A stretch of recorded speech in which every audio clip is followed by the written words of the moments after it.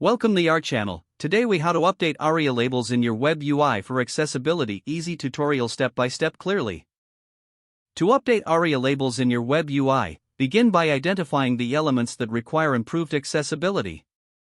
Inspect the current ARIA labels in your HTML using the browser's developer tools. Locate the element that needs an updated ARIA label.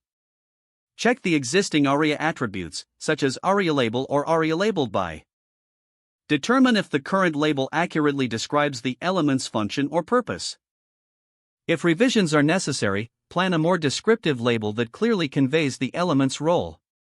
Open your code editor and navigate to the relevant HTML file. Find the targeted element in the HTML structure.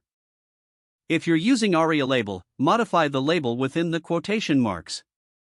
For example, change ARIA label equals button to ARIA label equals submit your form. If you're using ARIA labeled by, ensure the referenced ID corresponds to an appropriate and descriptive element. After making changes, save the updated HTML file. To evaluate your adjustments, refresh the web page in your browser. Use the accessibility checker tools available in the browser to confirm your modifications. Check if screen readers correctly announce the updated ARIA labels. After testing, gather feedback from users who rely on assistive technologies. Continue to refine your labels based on their input to enhance usability. Regularly audit your web UI for ARIA labels as part of your accessibility best practices. Ensure all new elements added in the future comply with updated accessibility standards. By following these steps, you will improve the overall accessibility of your web interface.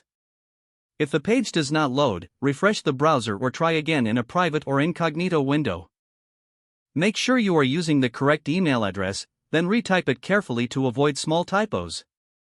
If your password is not accepted, use the reset option and create a new strong password you can remember.